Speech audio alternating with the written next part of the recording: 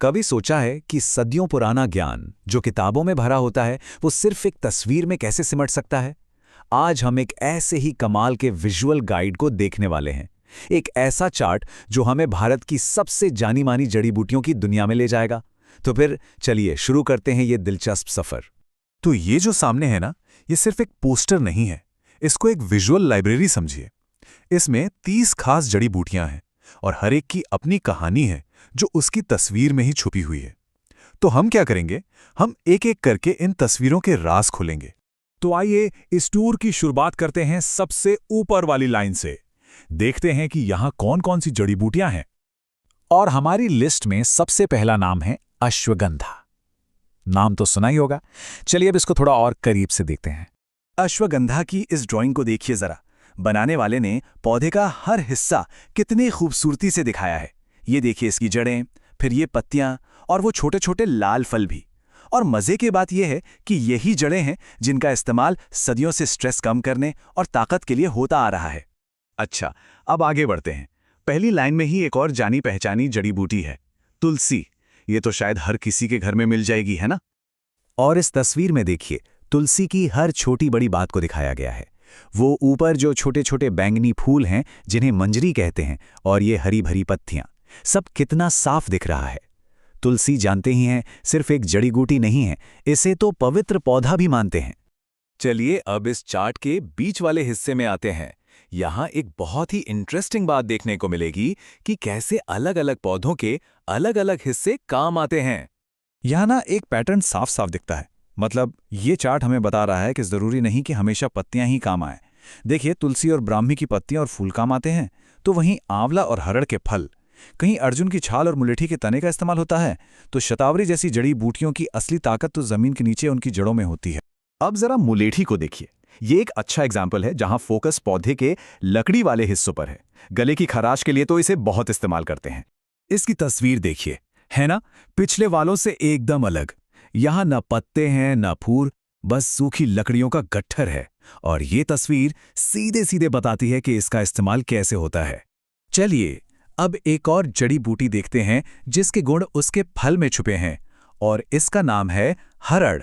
Chart में हरड़ के फल कैसे दिख रहे हैं जरा देखिए। एकदम सूखे हुए अखरोट जैसे कठोर फल, और यही इस जड़ी बूटी का सबसे जरूरी हिस्सा है। ओके, अब तक तो हम एक एक करके पौधों को देख रहे थे। अब जरा एक कदम पीछे हटते हैं और पूरे चार्ट को एक अलग नजर से देखते हैं, क्योंकि इसमें एक बहुत ही दिलचस्प बात छुपी है। अगर इस चार्ट को ध्यान से देखा जाए तो एक सवाल उठता है। सवाल ये कि एक ही जड़ी बूटी को 2 बार क्यों दिखाया गया है? भाई कोई तो वजह होगी इसके पीछे, है ना? और इसका जवाब हमें मिलता है सहजन की इन 2 तस्वीरों में।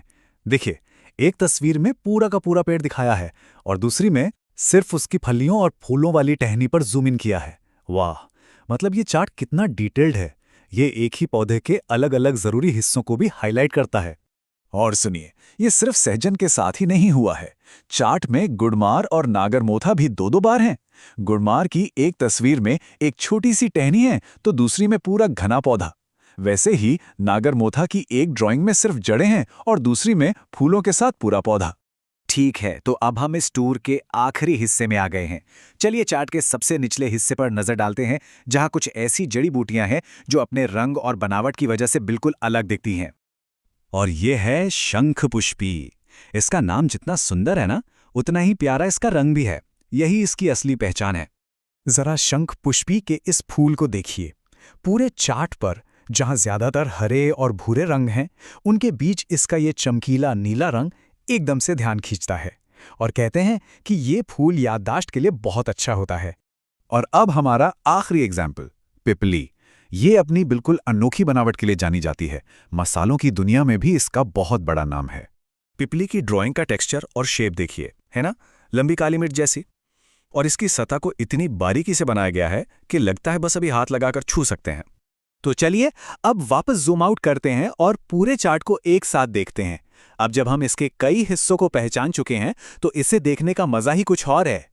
याद है, हमने ये सफ़र एक ऐसी तस्वीर से शुरू किया था जो शायद पहले थोड़ी कॉम्प्लेक्स लग रही थी, और अब ये हमारे लिए ज्ञान का एक जाना पहचाना नक्शा बन गया है।